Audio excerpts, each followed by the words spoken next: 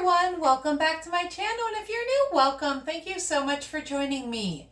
My name is Trish. I'm an ambulatory wheelchair user, and I use this channel to share what my day-to-day life is like. Today I am relaxing, and I want to use this day of relaxation as an opportunity to share with you a little bit about what my self-care routine looks like.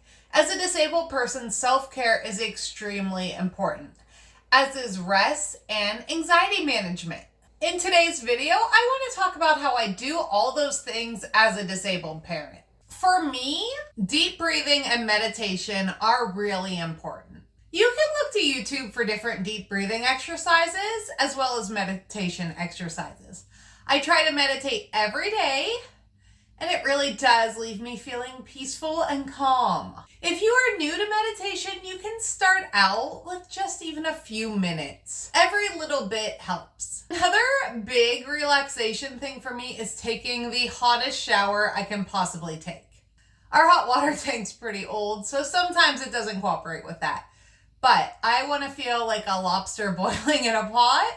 I just want the hottest water, lots of steam, all that. And if I can even do that for 3 minutes, it makes my day go better.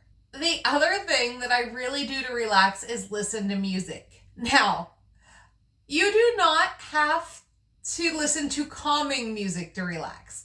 I like to jam out to 90s pop music, and that's okay. Okay, next up, let's talk about managing anxiety. As a disabled mom, anxiety is a big one for me.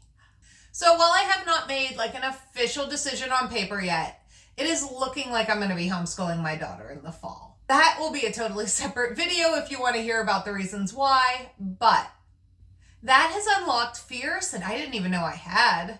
So right now is a time where I really do need to manage those thoughts. Journaling is a great way to do that. Getting it all written down on paper can be really helpful. If you have a disability that stops you from journaling, you can use like a voice to text app. Or if you have someone you really trust won't judge you, you can narrate and have them write it down. I think the important thing is to just get those thoughts out of your head. Seeing a therapist is another great thing. Being disabled or chronically ill, we have a lot to deal with. So talking to someone else can be really helpful. And that therapist can offer a lot of helpful suggestions as well. There is nothing wrong with getting professional support when you need it. All right, last but definitely not least is taking time to recharge. And that is what I'm doing today. You might notice I'm dressed a little differently than I usually am. My mom has my daughter, and I am kind of resetting and recharging. I'm going to do a little cleaning, watch lots of TV, do a little computer work. But today's really going to be about me and storing up energy I need for next week. One way I really like to reset is by spending time outside. Whether it's at a park or just sitting on my porch drinking some coffee, there's just something about nature that I feel like brings new energy.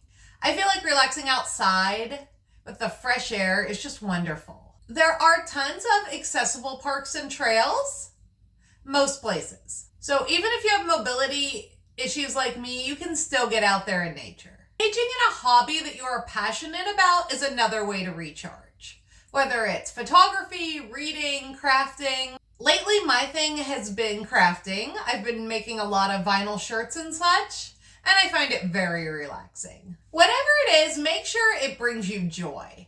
Because there are some activities that drain energy rather than replace it. Throughout my self-care journey, I've really learned the importance of self-compassion and being kind to yourself. Being chronically ill is rough. A lot of people have a lot of things to say about your life. People that don't really know what it's like. So, you have to be the one person that you can count on to be kind to yourself. It's great if you have a support system, and I do have a support system. I have an amazing support system. But I really do try to be my biggest supporter. I want to be the one that I can count on.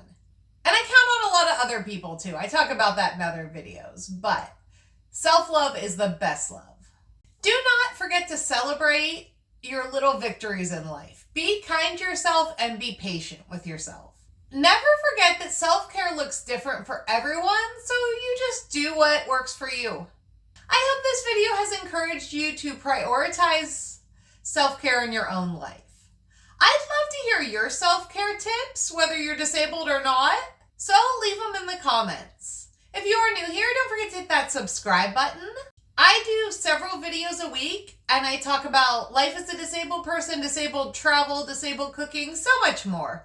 Whatever I do in a day, I try to take you along with me.